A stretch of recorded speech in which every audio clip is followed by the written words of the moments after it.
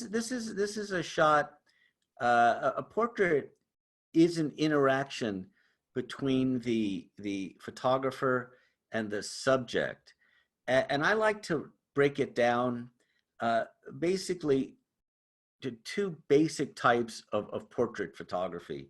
One is the window to the soul type photograph, and the other is the environmental portrait. Does anybody want to try to give a definition of what an environmental portrait is? Let's see if we can, somebody could chime in real quickly, raise a hand or write something down. As I said, this is really good. Oh, I see a hand already by Rollins, and there might be others. Yes, I'll take a stab at it. Okay. An environmental portrait is a photograph that makes an attempt to make a relationship between the subject and the subject's environment. Excellent, excellent. That's perfect. So what would be an example of that? Let's say an example of that is that you've known this mechanic that you've gone to for 30 years to get your car repaired. Yeah. And one day you show up and say, "Can I take your portrait?" And you ask him to pose in front of the lift in his garage. Yes. And he's looking right at you with a good, powerful stance. And maybe you bring your light, maybe you use your ambient light, but you take a nice portrait of him in his element. That's 100% correct. That could not be a more accurate description. And some for what we're doing today, we might make that even sort of looser a little bit to what it relates to. But that really is the ideal definition of it. And for me, for my assignments, and sometimes they're more travel oriented, sometimes they're more heavy documentary oriented, but I find across the board, that's probably the most important type of image that I will take. And so when I was doing a lot of work with the LA Times Sunday magazine, that was asked for all the time. It's a great illustrative photo to illustrate somebody's text about something. And so that really was well said. So now let's go back in history. And so remember, photography is basically less than 2 centuries old. So it started pretty much in this room. And so on one of my floating photo workshops, when we did feel comfortable about getting on a boat with a bunch of people, we made sort of a side stop to Chalon-sur-Marne. I'm sorry, I say that all the time. Chalon-sur-Saône in southeastern France. And so this is the workspace for Joseph Niesp. Sometimes he uses his middle name, but I can pronounce Joseph easier than Nicephore. Well, I guess I just pronounced it. But anyway, so this is the room where photography started. If you're British, you might say, well, wait a second, what about Talbot? But that's another story. But basically in this room in the early 1820s, and you had the history of photography last week, and so you might have very well gone into this. But for any of you who make it to this area of France, I highly recommend a detour to this space where photography, in effect, started. Now, he was joined in this same attic a few years later as an assistant at first, but then as a cohort with Daguerre. And of course, we all know the Daguerreotype. And by 1839, Daguerre had patented his style, and we were off and running for the world because the French felt this was too big just for, let's keep it just for ourselves. It was basically given out to the world. And so the first photo that's come down through history was actually taken out this window. And this window has slightly shifted because after the early 1820s, went 1822, 1823 to 1826, somewhere around then, when that first photo was taken, has come down through history, they added in this mansion, they added a fireplace. So they actually physically moved it about 6 inches. But basically, this is the view out. And then you could see Niesp in the portrait on the left in the painting. Now, I popped a flash just from a technical point of view, because we're all photographers here. I popped a flash into the ceiling so I could illuminate the portrait and basically balance the outdoor light with the indoor light, so we could see who we were talking about when you looked out. And so this is that first photo that was taken, and this was basically an all-day photograph. Now those buildings are gone now, which I was very disappointed when we got there, but still the concept is the same. So then let's go back to like the earliest portraits. And this one, so remember 1839 was when the daguerreotype was officially announced. The original daguerreotype was destroyed, but as it says, it's a calotype from a daguerreotype. But a gentleman named John William Draper photographed his sister. And anybody have a thought about why it was very difficult to be a portrait sitter in those days? Anybody want to raise their hand real quickly? I don't have access to everybody. Rollins, if you know, raise your hand again. I don't mind. I can't see the other folks, but maybe other people have it. Okay, let's go ahead. Long exposures. I mean, you got to be sitting there for several seconds, if not a minute, to hold that pose without. Exactly. Very good. And so, people tend to think, oh, you had to sit for an hour, 2 hours. Well, that for landscape photography, when they were pulling a lot of depth of field, that's when you had those really, really long exposures. But they still, for a person, as we all know now, when we're trying to have a person stay still for 30th of a second, if we're starting to push our luck at 15th or 30th, this was 65 seconds. And so there was an issue that you were not going to get somebody moving around. They're not going to be frozen with strobes, which was at least 100 years later when we started having that ability to do that. And a lot of that was because of the work by John Millie, at MIT and things like that. But basically, this was a 65-second exposure, which was not that bad, if you think about a year after the daguerreotype came in.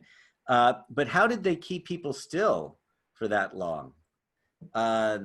This sort of looks like, since they were doing a guillotine about the same time in France, it looks a little bit like they might have used the same equipment and just modified it. But look at this clamp. And this was a cartoon, but not that far from the reality, because you could always, even back then, they were etching out things, you're not going to keep the clamp in for the final shot, but that started getting, refined. And so this was a photograph that actually was manipulated a bit because it's a photographer photographing himself. But basically, you do see the studio setup. And so look at that clamp behind him. So the clamp was a way to keep people in position. And they might have bleached eyes and done some other things to open them up. But basically, this was the standard for many years until exposures got down to a reasonable length of time. Sometimes you'll see a lot of pictures from those days where the people went along with the long exposures. The adults, I should say, or teenagers possibly, but kids still would move, right? Just like today, that hasn't changed. But now we got the fast enough emulsions to freeze them.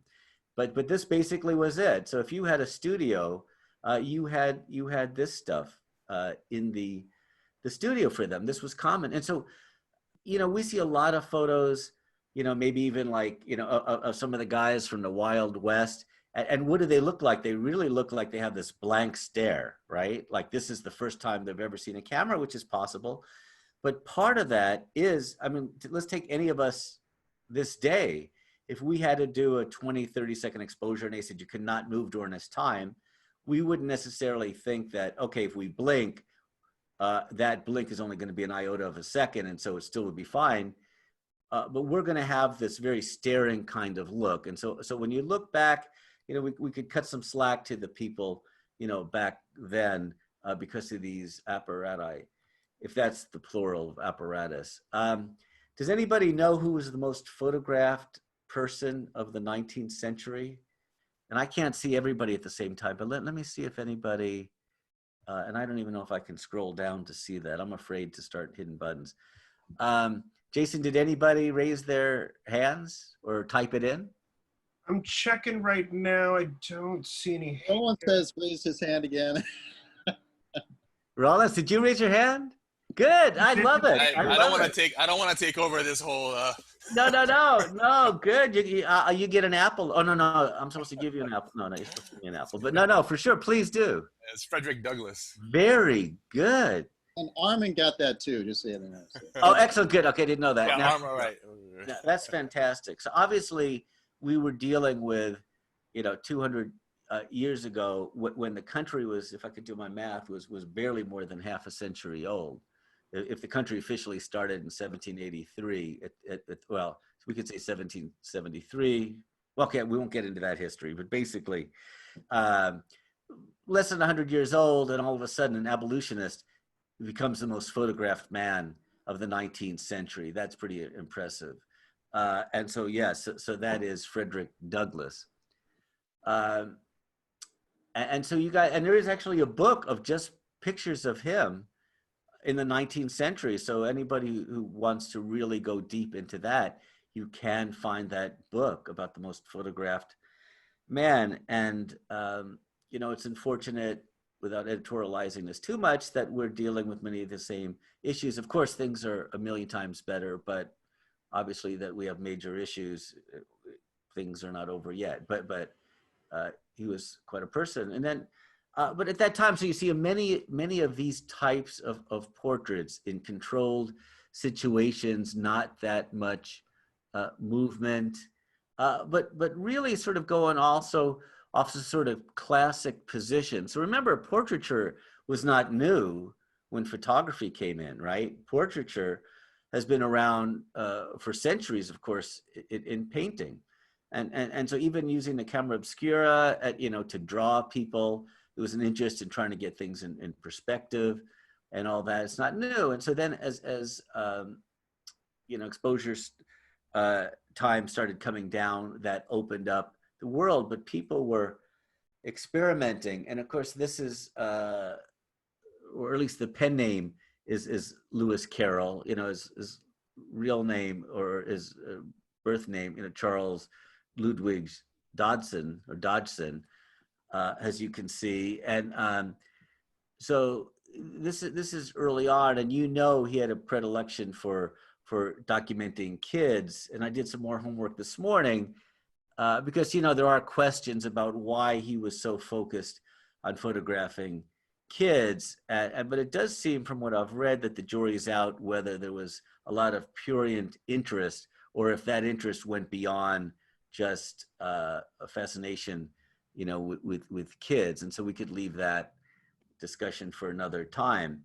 But obviously, you know, he was a great writer and, you know, a man of many talents, and photography was one of them. But you can still see fairly posed. Now for a kid, it's actually a very smart idea to have them up sort of against the wall where they're not moving, where you can have this slower exposure. And then you're really getting into what I'm particularly fascinated with is, and just like with Frederick Douglass, but the freezing of history like this. And so to have a portrait of Abraham Lincoln to come down through history, so it's not just, you know, if we see something of Julius Caesar or anybody from history, you know, predating the 19th century, it had to come to us in the form of a tapestry, a sculpture, a painting. But now we're solidly into the 19th century, and we're getting, you know, photograph reproductions of people in history. And of course, Abraham Lincoln was a major figure of that. And there were two really major photographers in particular of the Civil War era. And Jason, sorry, Rollins, who are those? Okay, or anybody. It's open to everybody, but let's see. We're going to stump him at some point. It might not be in this century, but we might get him. So you turn on your, if you know it, Rollins, turn on your mic. Or anybody else? Does anybody else have the answers? I think most of you guys will know one of them at least. Okay, Alexander Gardner. Looks like Alan J may have the answer. Okay, good. Alan, what is it? The mic might be off.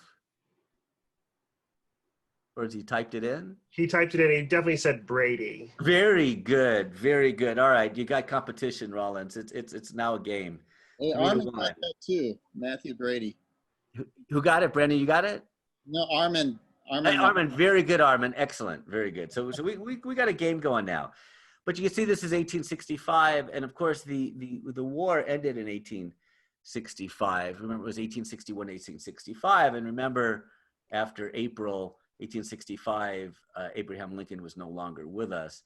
But here's a portrait of Brady, I'm sorry, by Brady, of William Sherman, who did the march, you know, the famous march on Savannah. It was Savannah, right? That's correct, right? That really destroyed a city. But this is that portrait, and there's some famous photos outside also, which you could say is an environmental portrait of Abraham Lincoln and the generals and that.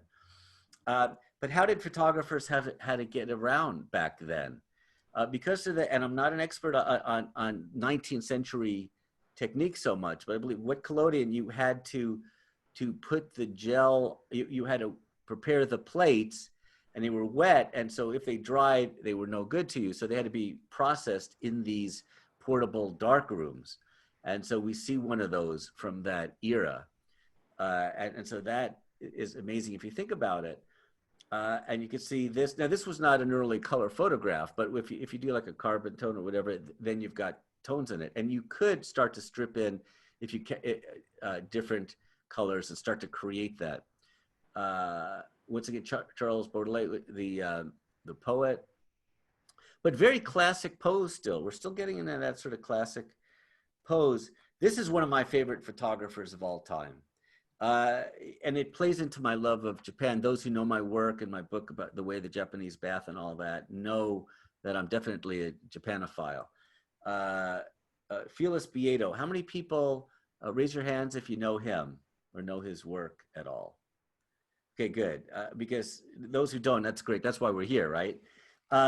Felix Bieto really introduced photography to Japan. And so Japan had several ports that were open. Now, way earlier on, they had, for the Dutch, because the Dutch weren't trying to shove religion down their throat. And so the Dutch were just interested in trading. And so at Nagasaki, they opened up a trading post as early as the 1600s.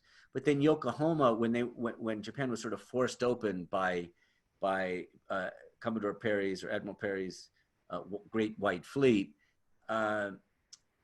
Yokohama was established as a trading post. And Felix Bieto, who's sitting on the ground there, was one of the main photographers. And if you see his photos from the Crimean War and other things, when the first battlefield photos, and also the Indian insurrection when they were fighting the British, and I wouldn't call it insurrection, because why should the British be in England, but be in India? That's a whole other story. But Felix Bieto, please look at his work in detail. He's amazing.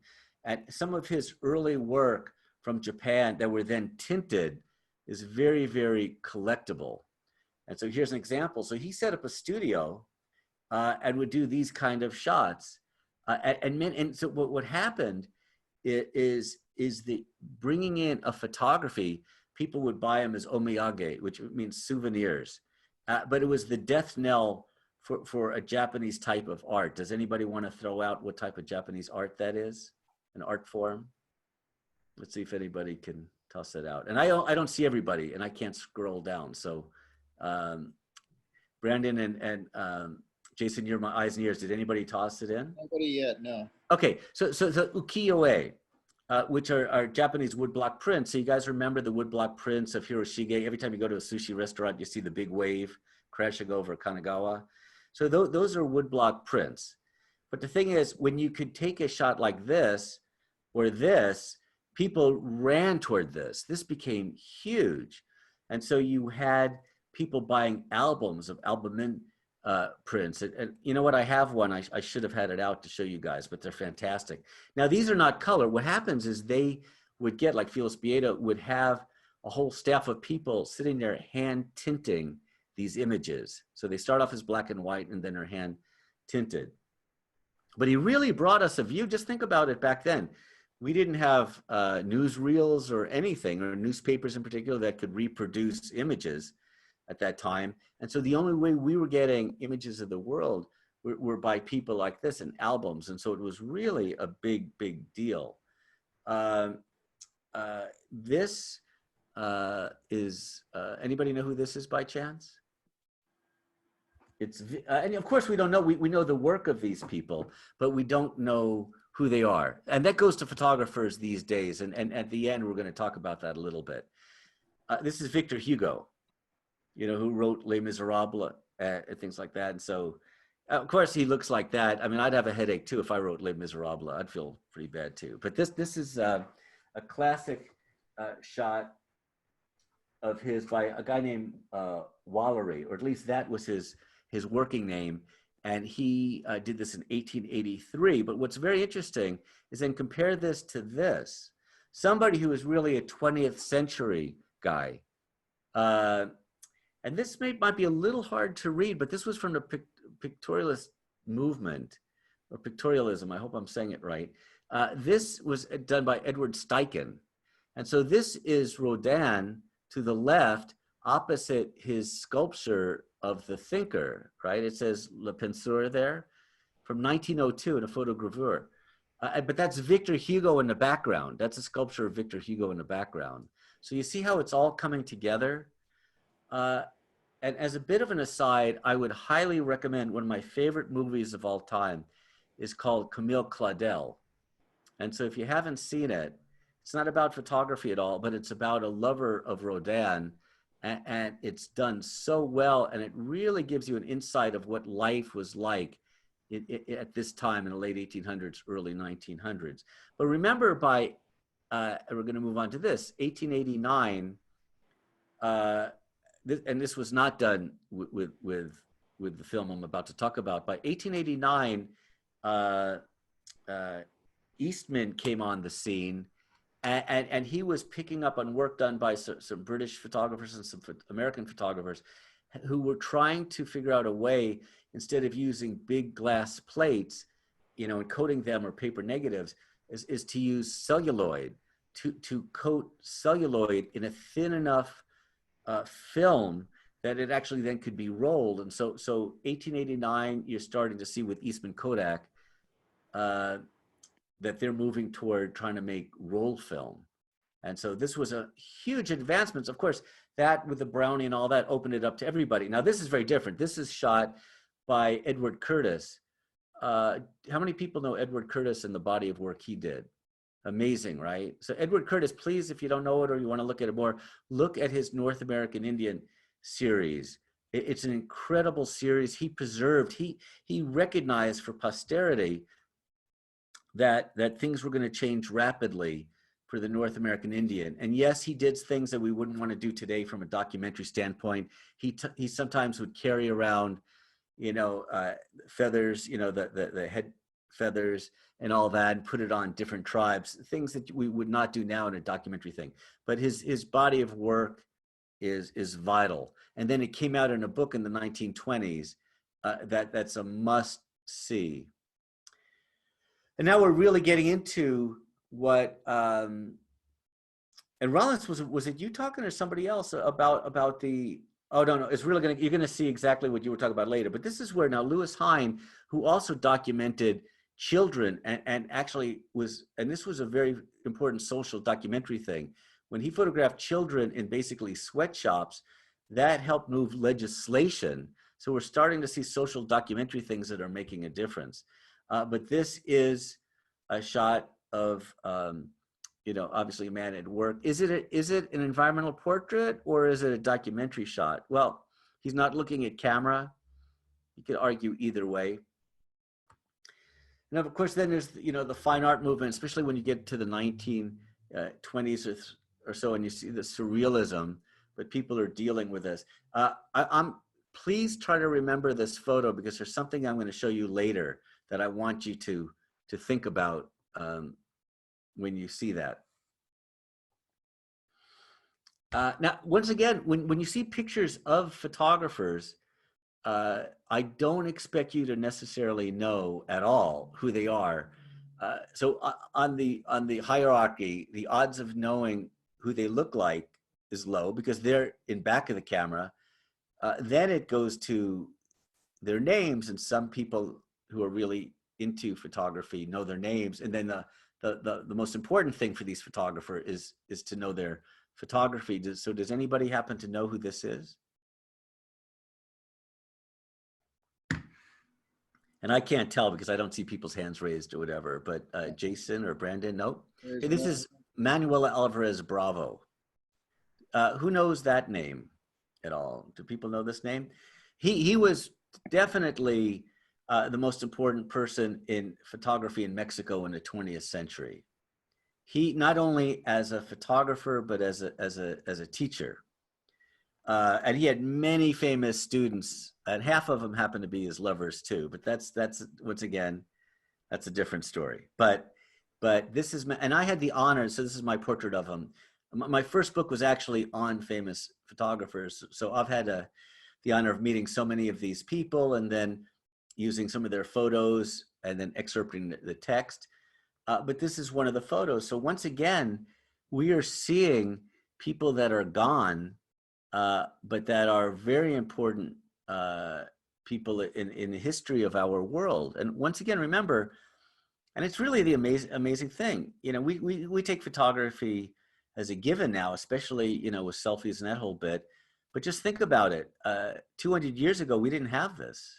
This is not, and we didn't have magazines until really the 20th century with photographs. You know, we might have had half-tone, you know,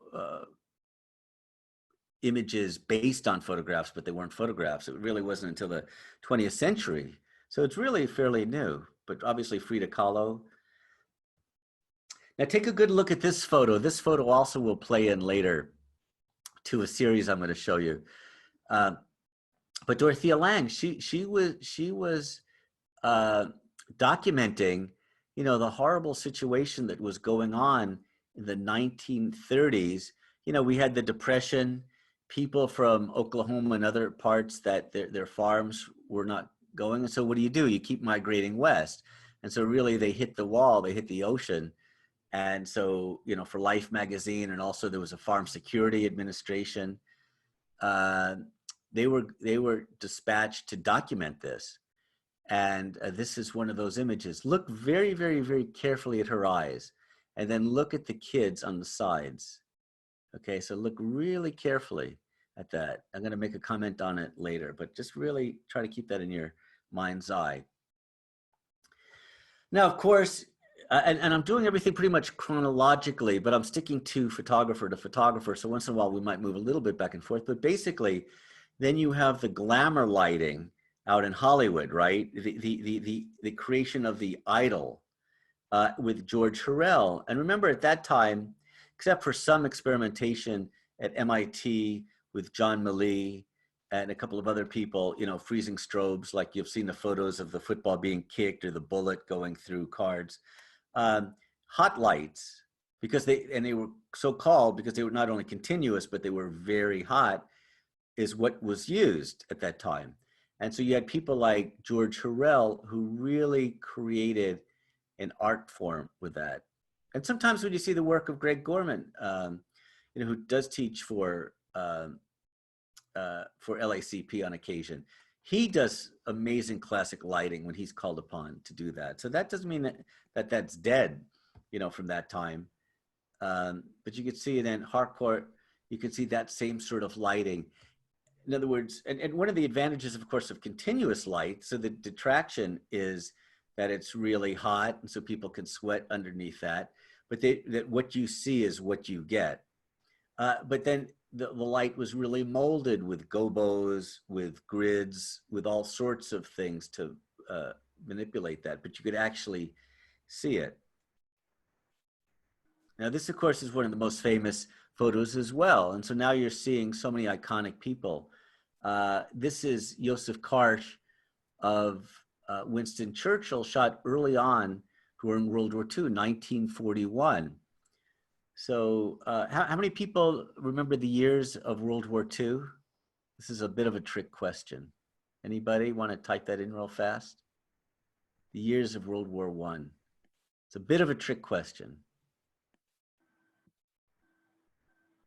I won't make it too easy, like saying which was first, World War I or World War II. That one, but anybody? Did anybody type that in? I'm not. Here we go. 37 to 45 from Mark O'Connor. 14 to 19. Oh no, 1419 was excellent for World War I. That is correct for World War I. Now we're talking World War II.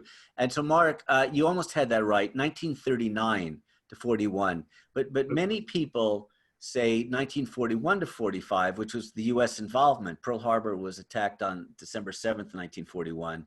And so a lot of people pick up that. And so that, but yeah, 1939, even though 37 could be argued in those years because Hitler started moving in to the Czech Republic and all that. But September 1st, 1939 was when he attacked Poland, and then the British and French said, okay, there's no stopping this guy without a war. Because remember, under Neville Chamberlain, there was appeasement and all that. Then a strong person came in. Chamberlain was out. Here comes Winston Churchill.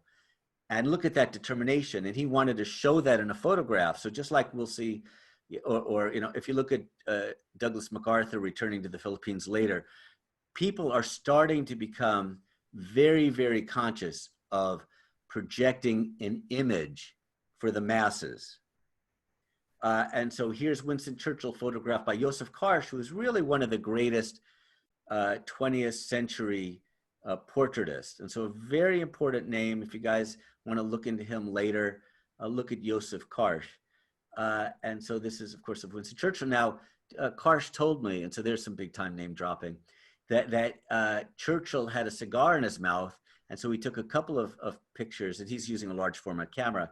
And then he reached over and plucked the cigar out of his mouth physically, because Churchill didn't want to be photographed without the cigar. And then Churchill gave this very stern look afterwards. And that's the photo that came down through history.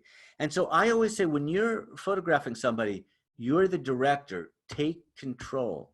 Do not let the sitter take control. I mean, a collaboration is the best, but you are the director. They're the actor in a sense. Can anybody know who this is at all? Gordon Parks. Very good. Okay, it's 4-1. That is Gordon Parks. And he, actually his book, Voices in the Mirror, really is an amazing book. So for anybody involved in teaching children or whatever, we really should, for the LACP youth thing, give a copy. We should talk to the people at the publishing company to send copies to give it to students. Maybe there's something that can be worked out. But he always rose above prejudice, and so, you know, he did this very early on portrait of, or actually, this was his first photo essay for Life magazine on a Harlem street gang member. And so when he went into Life magazine, they were going to kick him out, not because he was black, but because he just showed up at the office and wanted to show his portfolio. He was already shooting for some major magazines, and so they said, all right, send him in. So he sat down, and he said he knew he had to very quickly get the attention of the photo editor, who was a very gruff guy. He goes, well, what do you want to do for us? And he says, okay, I want to do something on a Harlem street gang. He goes, yeah? Okay, then he calls in another editor. He goes, yeah, I think I might got something for you. I might have something for you. And so this was it. And so he on the spot thought, well, I got to do something that no white photographer would do. And you see that with Mary Ellen Mark later on when she did something on prostitutes in Mumbai. In other words, we can all look within and say, what do we have that other people don't? I mean, if you look at my work at The Way of the Japanese Bath about Japanese hot springs, I speak Japanese pretty well. Without that, there's no way in the world I could have done it. Now, I should have previewed this because this shot should have come first. So sorry about that. This is 1942. So during the war, but and Gordon Parks went from Kansas City, where he was used to a lot of prejudice, or actually Fort Scott, Kansas, to Washington, D.C. And the person in charge there of the FSA, Jack Delano, said, okay, here's your first assignment. Put down your camera, go across the street, get something to eat, go see a movie, and then go get yourself a top coat. Gordon Parks is like, well, that's a weird first assignment. But at every stop along the way, he couldn't sit at the counter. He had to sit in the mezzanine for the movie, and they barely helped him for a top coat. And so then when he came back, he explained what happened, because he was, at first he had said, you know, Washington, D.C. is the cradle of, you know, democracy, all this stuff. And then afterwards, when he came back, Delano said, okay, now make a photo describing how you feel. And this is the result, American Gothic, right? Obviously a takeoff of the painting. And look how powerful that is. And so even though he shot for years for the FSA, this is the shot that comes down through history. So on day one. And so this is an excerpt from my book. This is that. But look at this. Look what he did here. Ingrid Bergman was on Stromboli shooting a movie, and she was sort of hiding out in a way. She had left her family to have an affair and to be with Roberto Rossellini, the director. Look at this environmental portrait in a sense. Doesn't it look like, and I could be reading into this, but obviously the editors, when they were doing the page layout, felt the same thing. Doesn't she look like she feels like the world is looking at her, judging her? I think that comes through there. Now, this is, of course, way into now 50 years into having roll film that you can shoot fast, that you could capture instants like this. And of course, the emulsion's much faster. Okay, anybody know who this is?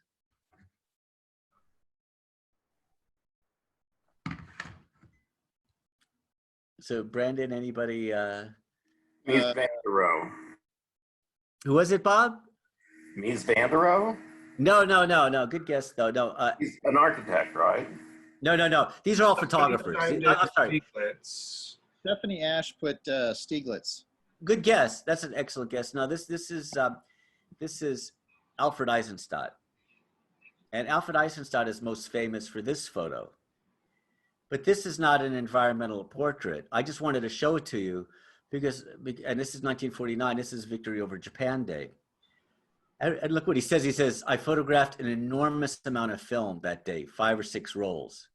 Okay, so it's enormous amount of film, right? Okay, so us mitraillettes, us machine gunners, right? 5 or 6 doesn't sound that much. But this to me, this next image to me is his strongest photo ever. Most people don't know it.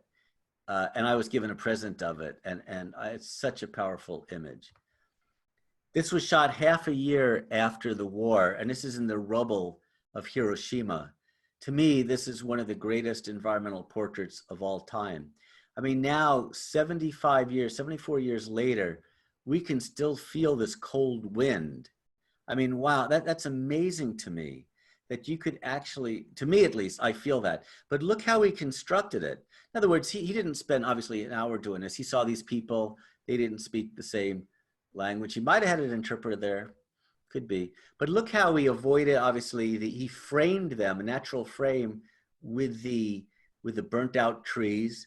The trees were not growing out of either of their heads, so it wasn't a distraction. The depth of field was enough that you could get a feeling for the background, but it wasn't so much depth of field that it was a distraction. And you will constantly see that as camera apparatus got better, you will see photographers really taking control of their depth of field. And I would recommend to everybody, you know, these days still when you're shooting, of course, we always have to, the first thing is, if you want to freeze an image, make sure you're shooting at a fast enough shutter speed that will freeze the image. But keep an eye on your aperture because that's where the artistry really comes in besides the composition.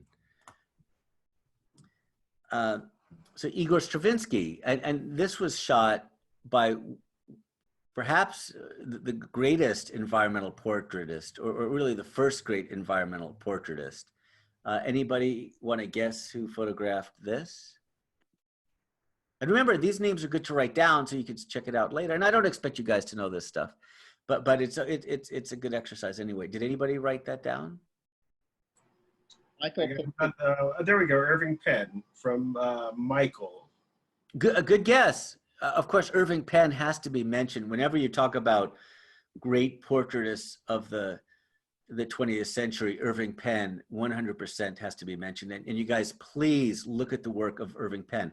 Also, Irving Penn, like somebody I'll talk about later, Jean-Luc Sieff, never cubbyholed himself. He could do the most amazing photograph of cigarette butts in an ashtray as a portrait he could do. So Irving Penn is somebody that you guys should definitely look at later. This is actually Arnold Newman did this. So Arnold Newman did a lot of work with Life magazine and a lot of sort of conceptual portraiture. So of course he didn't show up and just say, what do you want to do? In fact, I really wonder if he ever asked anybody, you know, what do you want to do? I think he scouted around, he looked around, he thought about it. Annie Leibowitz, same way. Annie Leibowitz was is very deliberate in the way she shoots. She does great reportage actually, but she also really likes to control a situation, and we'll talk about her later. But look at this. So look at some of the alternates. Obviously, he was shooting 4x5 paper because he wanted really high definition images. 35 millimeter was good for reportage, but it had not made it there in terms of great detail. And so you can see how he started to work the scene. He didn't sit there and just work one scene. He tried different things, and then eventually he came with that photo we saw a minute ago. And to me, this is an amazing photograph. So this was done in 1960 at the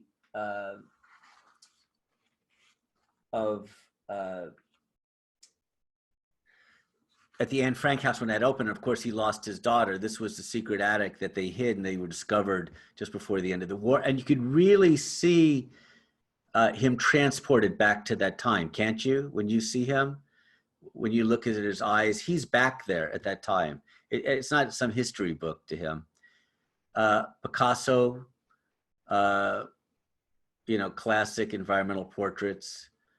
Now more of a window to the soul. Now I don't know if you guys remember this photo. This photo was used as one of the first ads for Apple, for Macintosh years ago. Now he hated Krupp. Krupp used slave labor to work in his factories during World War II, and he did not want to photograph them. And he said that to Life magazine. And Life magazine says, okay, we'll photograph him the way you want to photograph him. If you think he's a monster, do that. And so he actually lit him with an additional light on his face. And then at the last minute, he turned that light off so he could get this ghost lighting, this monster light, which of course is from underneath, right? But look at that perfect natural frame, the way he did it. George O'Keeffe using the canvas as a frame. Now we're going to go to one of my all-time heroes for sure, W. Gene Smith. So on the left is Gene taking a nap between an epic printing session in his darkroom in Minamata and his assistant at the time, Takeshi Ishikawa, who's on the right. Now this, to me, is an amazing environmental portrait. Please look when you have time at some of his photo essays like Country Doctor. This is an image from Country Doctor. And this intimacy, when you're a fly on the wall, comes from spending time with a person, right? You don't show up one day and you start getting images like this. What does a country doctor do? He does house calls, right? Obviously, it's a house call. This is not what an office looks like. And then, of course, we talked about Minamata a little bit, which is the mercury poisoning in Minamata Bay. This is going to be a movie starring, it's already shot, it's already in the can, by Johnny Depp plays W. Gene Smith. And it was going to be released, I think, around by now, but because of COVID, they're holding it back a bit. But definitely that's a must-see for sure. Sadao Keita brought portraiture, and he had a very interesting take on things. This is one of his portraits in Mali. This is daily life. He told me years ago in Paris, he goes, Mark, I'm really tired of photographers descending upon Africa and shooting the typical thing, starvation, this or that, or they go shoot a, wildlife. That's fine. But if they show just the devastation, they're really not getting Africa. And anybody who's been to Africa knows that. And so if you look at his countless portraits of people very proud to put on their Sunday best, that's Dalkeda. This is Edward Buba, so for that first book that I mentioned, Faces of the 20th Century Master Photographers and Their Work, where a lot of this was done for that after photo magazines, Buba's one of them. And so for the French edition, he wrote the intro. But Buba was, and this is the cover of that book. And so, those buildings, if we went to that exact same spot, those buildings might look exactly the same, but the people have changed. And Lee Freelander talked about that same thing, about the age of things.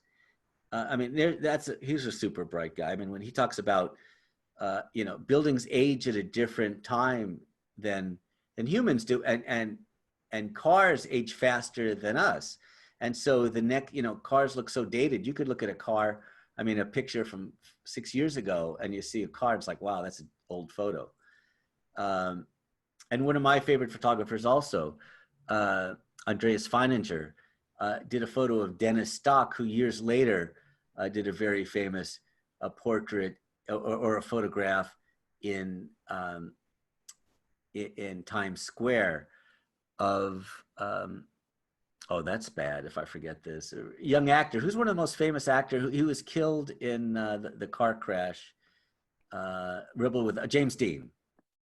I think it was James Dean. But anyway, here's something to keep you guys' hopes up. Whenever you do a great photograph, you submit it to a magazine and they don't publish it, or they run with something else, or if you don't win a contest, never be discouraged. So this is the photo that Feininger photographed for the contest, for the Life magazine photo contest of the winner, Dennis Stock. Life magazine said, oh, no, this photo is too scary. We're not going to run this photo. So it didn't run. I mean, what a brilliant photo, right? And it didn't run. So there you go. So never be discouraged. Now, of course, in the United States, Europe are not the only places, or Africa, as I mentioned earlier, where photography is happening. Of course, Japan, very early on, became involved in photography, and Nikon, celebrated over 100 years of making equipment. They didn't really come into the United States until early 1950s when David Douglas Duncan introduced, or said that he was putting Nikkor lenses on Leica bodies, and that really opened up the market here. But this is Eiko Hosoi. And so this is we're getting to more of the fine art thing. Of course, fine art was going on as soon as people could use a camera. But I did want to mention him because Eiko Hosoi, or Hosoi Eiko, is such an important person in the history of photography, not only as a photographer, but as a teacher. But this is Mishima, who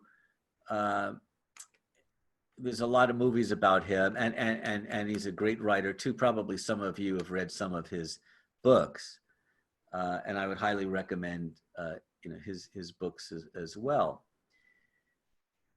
Of course, now we're and there's different points of view about how you pronounce her first name. Maybe I just say Diane Arbus. Some curators will say Deanne Arbus. It's like, okay, whatever you guys, whatever is correct as far as I'm concerned. But so 1962, and she always shot sort of the sidelines of life, right? I mean, she really did, and she did it in your face. She was not hiding with a long lens. In fact, most of the photographers I'm talking about, and when I teach workshops, I think probably the biggest mistake is people are hiding behind a long lens.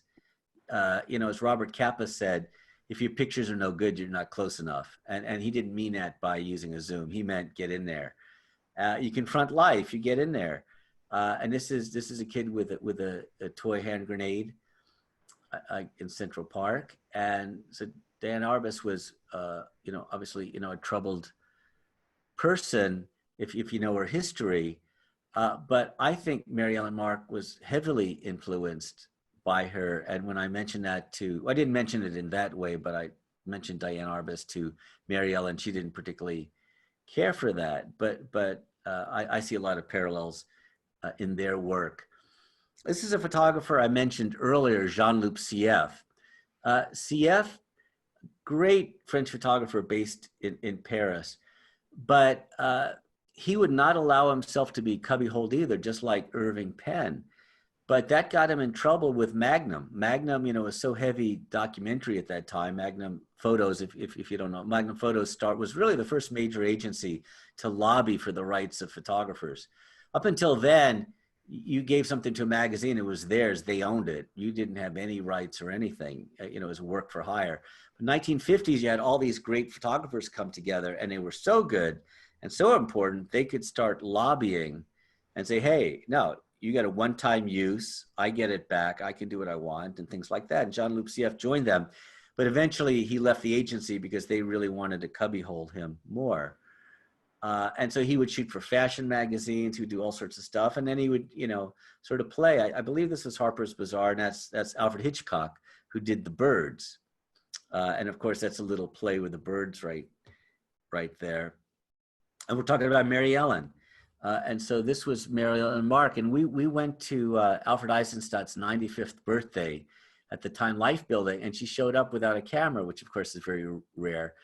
But I learned so much that day. She goes, Mark, I can't believe I came to this party without a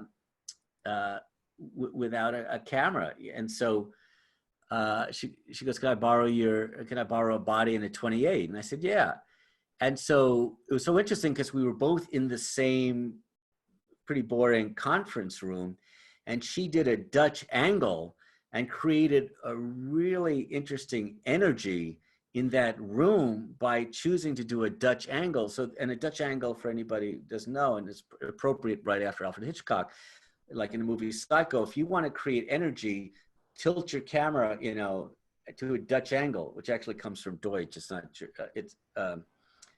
I don't mean it's not Dutch. It's actually comes from Germany, early cinema. And so it should be technically Deutsch angle, but they said Dutch angle. Anyway, so skew your camera to create extra energy. And if you do that with a wider angle, like a 28, you'll get that. But she did one amazing series after another, and she never waited around for the phone to ring. And a lot of the great photographers, same thing.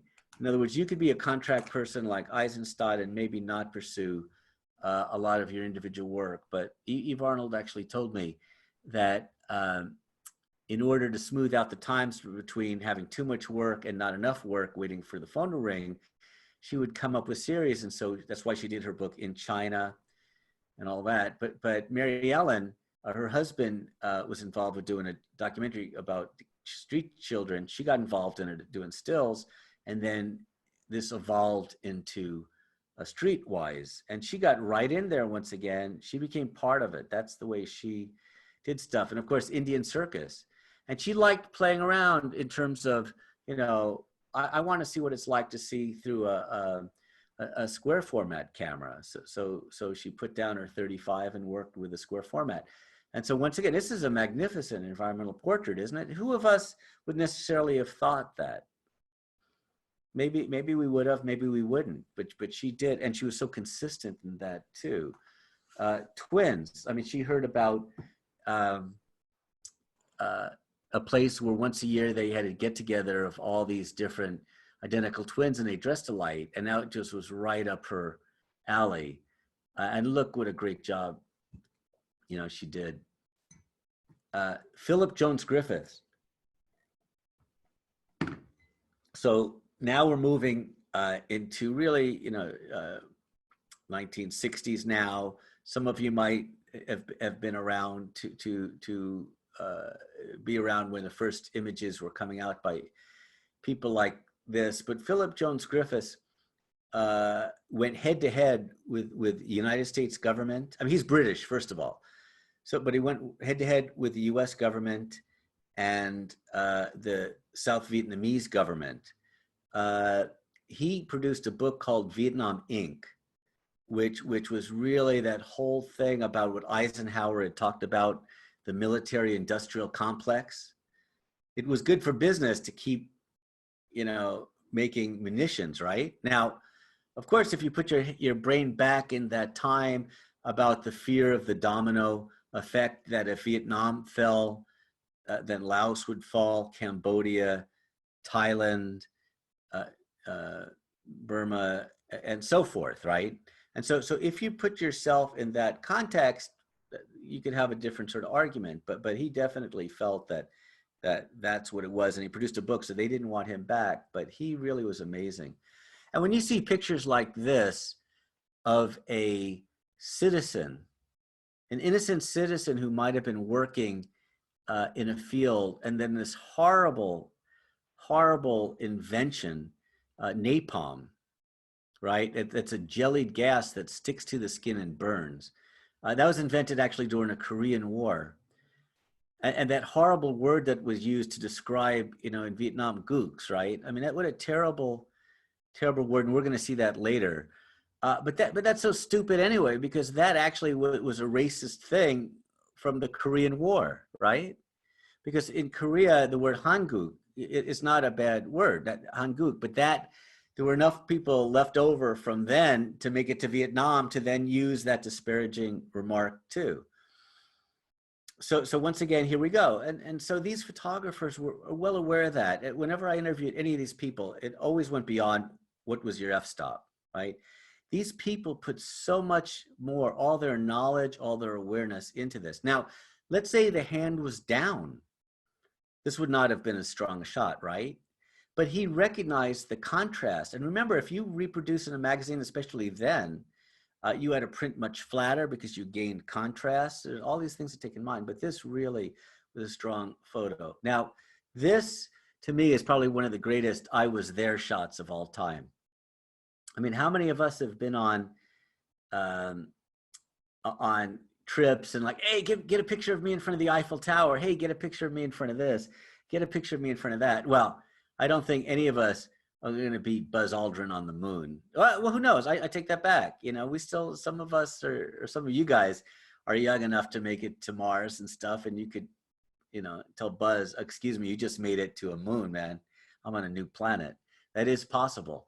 But this was an I was there shot. And I think it's okay to get away with that under these circumstances. Other than that, I would like to see a bit more dynamic image. But there definitely is that impulse to show that you exist in a place. Anybody know who this is?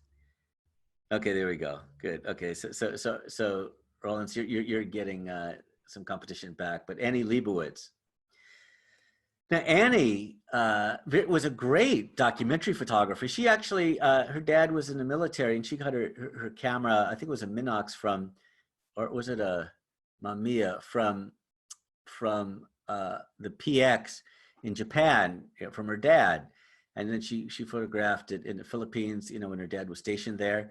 This is obviously an early photo of Louis Armstrong. Can anybody guess about what exposure this might have been? Take a guess at just the shutter speed. I mean, there's a hint right here. Anybody want to throw one out? There's a big hint here. Did anybody do it, Brandon? Since I can't see it on my thing, did anybody toss? I'm not seeing anything over here. Somebody says 125th. No, it wouldn't be 125th. And it would be slower than I would like to see, but there's a reason why you had to do it. Okay, 30th of a second. Why 30th? Everyone's saying it's got to be because of the TV. Very good, very good. The scanning lines, I don't know if that's the case anymore. I'm dating myself too, but I remember shooting stuff off a TV screen, or if I had a monitor in there, it goes around, and whatever reason, 30th of a second or slower, you could get then the full picture on that. So she could have popped it on a tripod, though she's sort of over the glass table, but she might have had a little tripod on it, hard to say, or something else. But 30th of a second, very good, you guys, you knew why. Tragic story about the end of this. Obviously she shot 2 1/4, right? But she shot this either the day or the day before. I think it was the day that he was assassinated, which is horrible. He left the apartment building on the Upper East Side, right? And it was killed. How horrible. But now originally her plan was for them both to be nude. And Yoko didn't want to do it. She goes, okay, I'll be topless, but that's it. And so Annie's tough. If any of you have met her, Annie is great, but she's tough. She goes, okay, forget it. And she goes, okay, leave all your clothes on. But yet that created a much better dynamic, didn't it? I mean, this really created, if she was topless, big deal. You know, it would be sort of halfway there. It didn't get there. But by her being fully clothed and in this baby stance, this is really, you feel that relationship right there. How beautiful. And by having her hair out like that and his hand over it, that separates his hand from the carpet as well. And so if you, and I do like, and I don't know if when it ran in the magazine, his pants like that sort of peeked in his cuffed pants, or if they cropped that out or whatever. But great. Now she said that technique of overpowering the ambient light, like we see in this, you know, of Will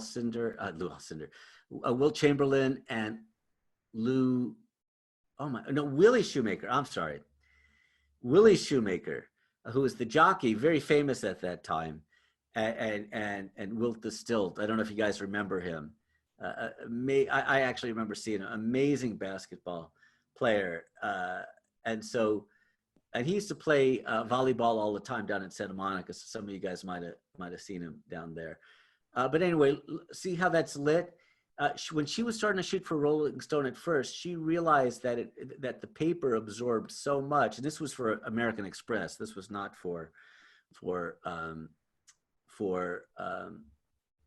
so this was for an ad where of course you had every technique to get everything out of it. But when she was shooting for Rolling Stone, she said that the newsprint would really absorb everything. And so she really had to sort of blast the light to get separation.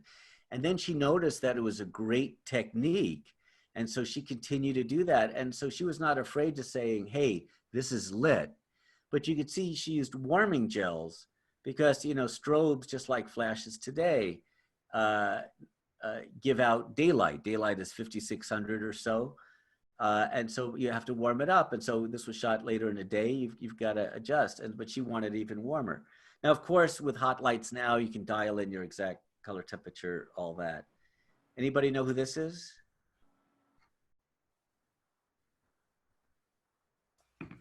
Herb So Ritts, here's right? Herb Ritts, right? Very good, Herb Ritts. So Herb really was one of the first commercial photographers who was really accepted as a fine art photographer as well. He had a gigantic show in Boston, fantastic, multi-level, incredible show. And of course he died too young, but this was in his studio up on Santa Monica Boulevard. And he shot the who's who of celebrityism, right, in the last part of the 20th century. But this is where, Rollins, this is where you come in. What did you describe? Oh, environmental portrait is the mechanic. No, but you even went further than that. What did you say? Yeah. You have Mr. American Gigolo here, Exactly. have a lift on his car. You got it, exactly, because he really got a flat tire. This was not a mise en scène kind of thing, as our French friends like to say. It was not a put-in scene. They got a flat tire. So you I didn't know that. I did not know. I thought it was a set shoot. Not at all. Wow, they were heading to Palm Springs, and the back left tire, they were good friends. And so the back left tire had blown.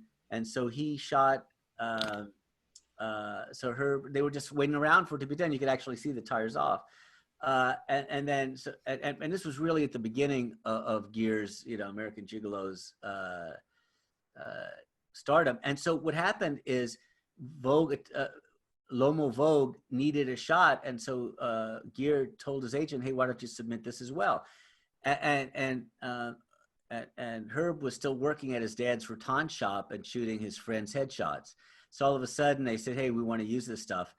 And then a few weeks later, or I don't know what the time distance was between, but Brooke Shields, her photographer, couldn't do it, and so they sight unseen pretty much. They said, "Well, obviously you can shoot Richard Gere, and it was a great shot, so let's get Herb to do it." And so Herb took her under the pier in Santa Monica and shot that. And then, okay, look, you got Richard Gere, and then you got Brooke Shields in your portfolio.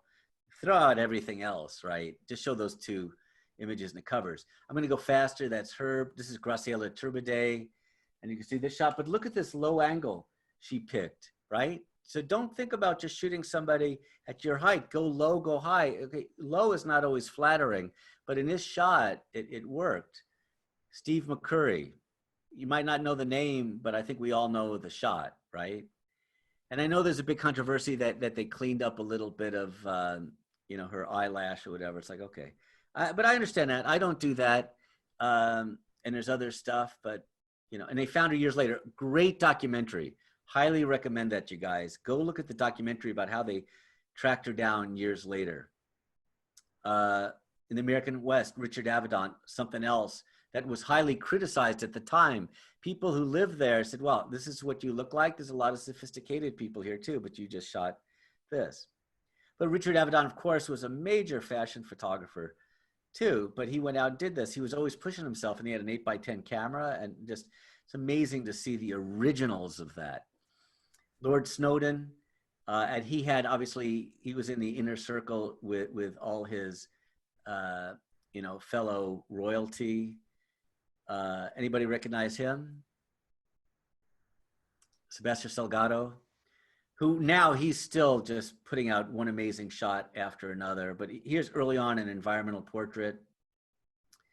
Iraqi. I'm still getting over a hangover I got from him in 2001. So I took it easy the next time I saw him last year at his birthday. But this is Iraqi, who's sort of now in trouble a little bit. Times have changed a little bit, and the sort of things he could do back then you cannot do anymore and shouldn't do. And I'm not talking about shooting kinbaku, you know, or anything like that, but I'm talking about trying to be physical with models, and all that is not good. Of course, Cindy Sherman and the amazing self-portraits she's done, David LaChapelle, and the elaborate sets that he has done, and the guts that he has done, who's gone face to face, you know, or right at, you know, religion, or, you know, icons. You know, he doesn't mind doing that. But somebody, a contemporary now, who's very giving in terms of, if you follow him and look at what he does. But Joey Lawrence, somebody I would recommend following. Amazing body of work. But he really put himself in harm's way to go with the Peshmerga and document what was going on when they were fighting in Iraq. And I got to Iraq at the tail end and saw Mosul being bombed and stuff, but I was not in any sort of danger compared to what he did at all. And then anybody know this person at all who's shooting this? I mean, China, now that we have Instagram, though technically Chinese have to use some sort of special way to get on Instagram. They cannot do it. The government forbids Instagram, so they have to get some sort of plug-in or something to do it. But if you're going to follow one person, she has over 500,000 followers and shooting for every great magazine. Chen Man, M-A-N, is doing amazing work. And so this sort of really moves into fashion. This is obviously set up, but she's shooting in the hutongs, you know, the old sections, you know, in Shanghai and Beijing are disappearing. And then for ID magazine. And so that blink, that one wink, is sort of something you do for ID magazine, because supposedly it sort of looks like ID if you turn it sideways or something. I get confused very easily, but I kind of get what they're doing. This is a great photographer working today. Does anybody know who this is? Well, you wouldn't, right? Because she's covered, well, covered and not covered, right? But Sheila S.H. Anybody know her work? You're going to recognize it, but she is so great. She's one of my favorite photographers working today. And you might have seen this. She just won. She's winning so many awards with this work. But she's taking on, and this is what's happening now. You know, we're seeing people like her take on, you know, something that we wouldn't have done before. Well, I take that back to a degree, because of course Deanne Arbus was Marilyn Mark, but right in your face kind of stuff, and that's good. We should do that. Sandra Miller, who you guys should follow as well. Sandra was a great friend of mine. We taught together in Shanghai and India. We met first in India, and we both had shows. But look what he's doing. He's taking on prejudice head on. And so this is what I was talking about when we talked about, you know, gook, which is a horrible thing to say, which is bottom there, or every other thing you can say in a disparaging way about somebody, labeling somebody. And so he's taking that straight on. And I think that's great. But this is a series I want to show that he's doing. You're going to say, oh, that's Louis Hine again. Well, why are you showing this now? No, this is not Louis Hine. I mean, this is not Louis Hine's photograph. This is actually John Malkovich. And so Sandro got cancer, and he said, if I ever survive this, when I get out of the hospital, I'm going to do an ode to all the great photographers who inspired me. So Louis Hine, and then he was going to get 61 different celebrities to do it. But then in the end, he got his good friend, John Malkovich, to do it all. But the attention to detail, and remember I talked about Man Ray, I said, please remember that. This is John Malkovich. Isn't that amazing? Remember I talked about, this is John Malkovich again, and two kids. I mean, come on, how much detail, how much work does that take? But look at the difference. I got to talk to Sandra about this sometime. Her eyes are tack sharp. In other words, Sandra could not purposely drop her eyes out of focus because Dorothea Lang is a little bit back focused. You know, I might burn in hell for saying that, but that's the reality, okay? She's an amazing photographer, unbelievable guts, which she did during World War II, but he's tack sharp here. Okay, this was a takeoff of what Gordon Parks did. But once again, this is John Malkovich. Now here's an ode to Irving Penn, obviously, right? Truman Capote. Once again, we see what that, John Malkovich. It's Che Guevara, Deanne Arbus. I'm going to show you just a couple of mine. So we wrap up with just a couple of mine to show you how I'm applying these same sort of classic things. So this to me is an environmental portrait. She's a traffic officer in Pyongyang. I used a little bit of a flash so I could soften out the eyes. I was not supposed to be out here, but I was shooting during a New York Philharmonic concert, and during Rhapsody in Blue, I knew I had about 16 and a half minutes, depending on how fast they played it. So as soon as they started, I ran out, had the camera in my overcoat. It was freezing. I got to the corner about half a mile away. I photographed her and I ran back. And when I got back, one of my minders said to me, "Did you have a nice walk?" So, which was great. But now here's in Pyongyang, the same thing. Here's more that eyes are the window to the soul sort of thing. So I wanted to show, and then see how this fits into the bigger picture. So none of these are exclusive, and I think they make up a lot of people-oriented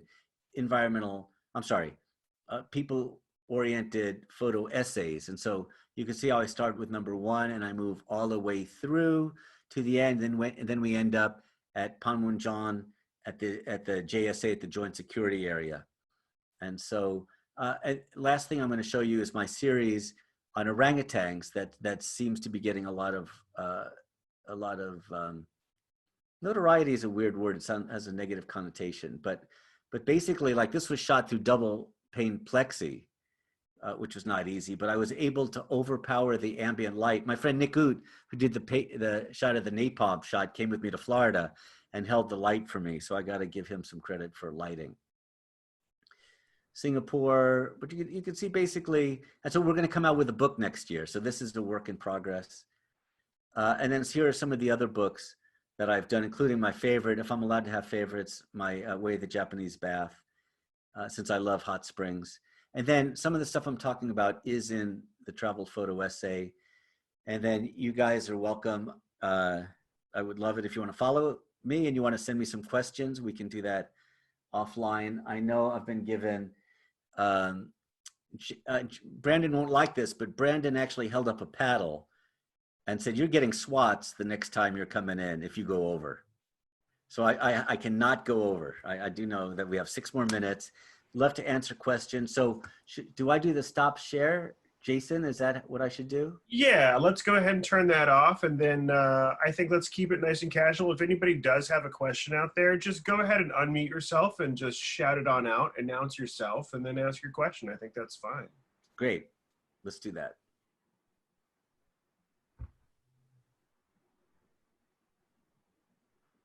Come on now, don't be shy, everybody. Don't be shy. Let it Somebody's fly, got to right? say something to it. Hi, it's Mark O'Connor. Hey, Mark, how are you? Now I can actually scroll to see you guys. Good. Okay. Yeah, good to see you too. There you are. There you are. Great. So the National Geographic photographer that did the Afghan girl, the refugee. Yeah, what Steve was his name? Mccurry. Steve Mccurry. Mccurry, definitely worth following for sure. He is so dedicated, the way he puts time in. And he's a big lover of, I should tell you, just because we're all photographers, he shot that with a 105. He shot Kodachrome 64, a Nikkor 105, pretty wide open, which you would have to do if you're shooting someone. So yeah, so 105 Nikkor on an FM2, that was Kodachrome 64, 1984. Wow. And so he's somebody to follow for sure. I mean, he is so dedicated. He just spends year after year in the field to do these things. You know, at one time you would get a lot more time to shoot something on assignment, but you know, budgets have tightened up and you get a lot less time. But he'll put his own time in because that's the dedication that he has for sure. And of course, we all get sort of fixated in different areas. I mean, definitely Northeast Asia in particular, and sometimes trickling down to Southeast Asia, but that's definitely my favorite area. And you would have to say about Steve Mccurry that South Asia and South Asia is his love. So Mark, Yeah. Yes. Sheila who? At the very end, you talked about a photographer named Sheila Essa. Oh, yes. I'm sorry. If I said Sheila, it was a mistake. Julia S.H. Julia S.H. And she just goes by that.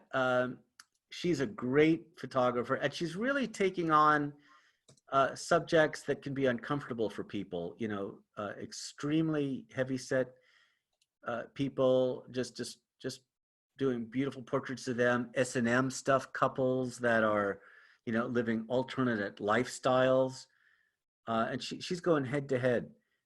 She's going right in there and capturing it. And I just think that's fantastic. Just great thing to do.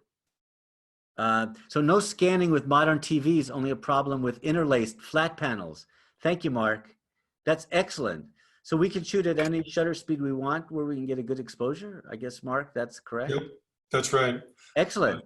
So long as it's not a situation where you've got an old cathode ray tube or a big box TV. Fantastic. Fine. Wow. When did those come in? Flat panels started coming in about 10, 15 years ago, at least. Wow. So I've been wasting all this time still doing the old technique. That's bad. Yeah, I mean, they don't even really sell many interlaced TVs anymore. So wow, you can not do that anymore. Wow, I didn't get the message. I didn't get the memo. I had one other question too. Sure. When these photographers are shooting these different portraits, yeah, how do they select the lens type? I know, like maybe on 35 millimeter, it's like maybe 28 to 70 type lens. Right, interesting you should say that. Well, a lot of you fix now.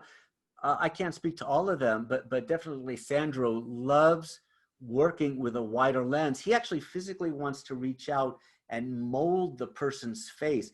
He's using a lot of cinefoil around his heads, whether it's a hot light, and both of I'm working with Stella a lot if I want to use hot lights, but Pro Photo, whatever light source you're using, he's using cinefoil, and so he's scrunching in and creating patterns, very tight little patterns. And so if you can't necessarily know if your eye has slightly moved out of that. And so he wants to be close. He loves that intimacy when he's doing really tight portraits, and he will move somebody. But there's also people like Platone. You might want to look at his work. He's going very wide, which is not necessarily flattering for your viewer. When we see Steve Mccurry shooting with a 105, and of course we're talking with full frame 35 millimeter, right.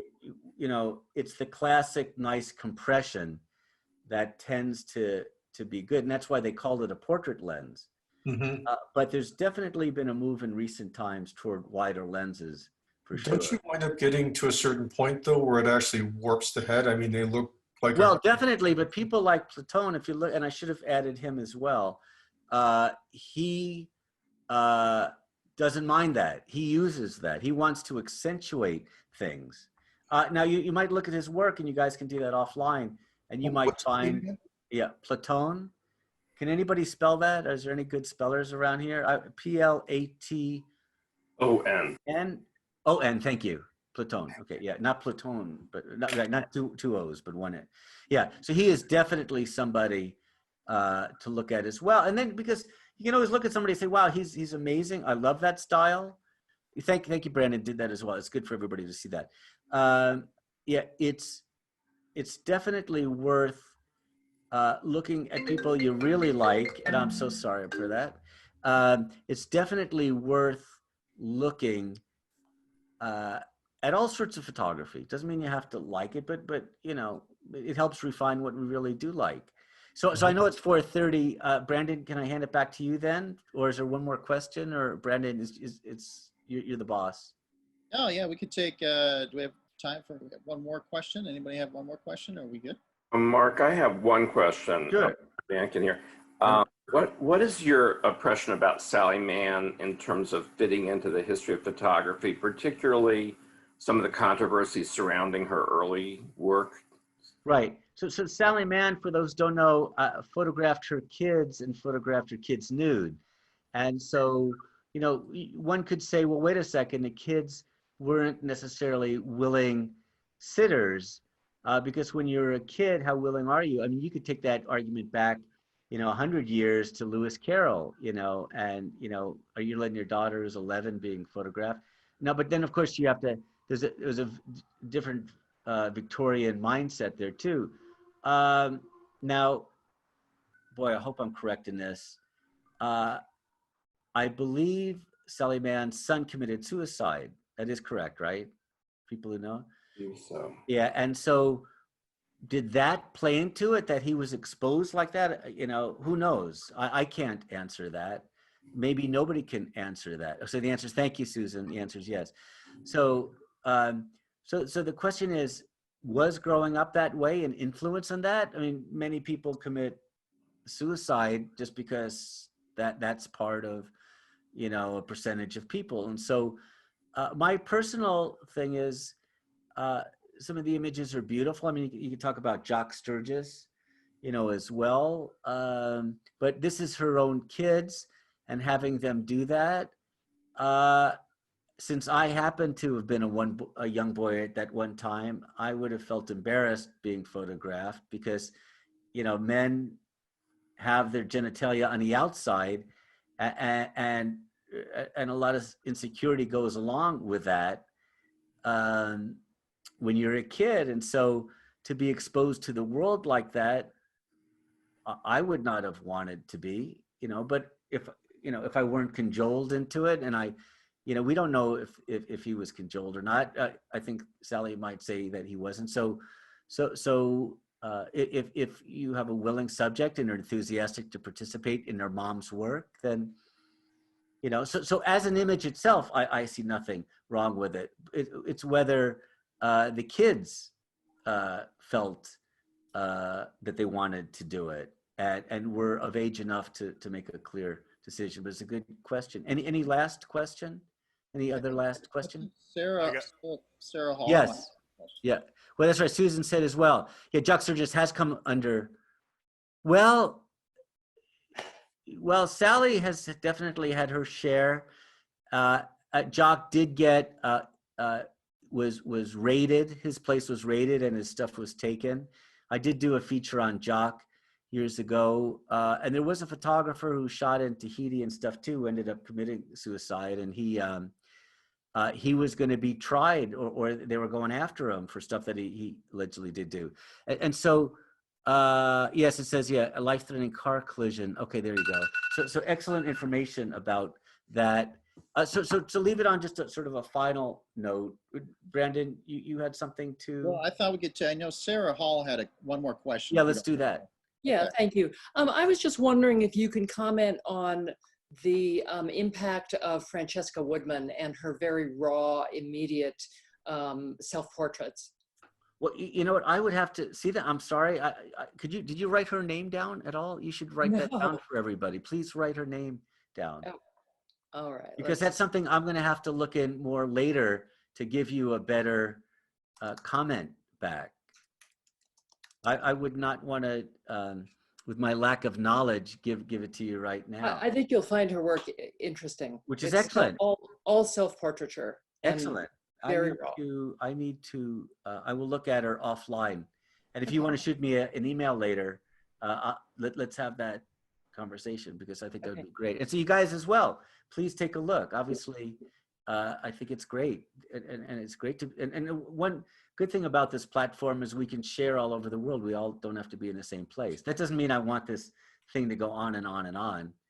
You know, it'd be nice to get together with you guys, right? Yes, it is. And drink a glass of wine without a mask. So, but good, guys. But thank you so much for being here. Brandon, final comment to say goodbye to everybody? No, Mark, I just want to thank you for all your hard work. I know it takes a lot of work putting these together. Images, slides, it's a lot. So I just want to. My pleasure. My pleasure. Thank everyone for attending, and Thanks, Jason, again, our rock star producer.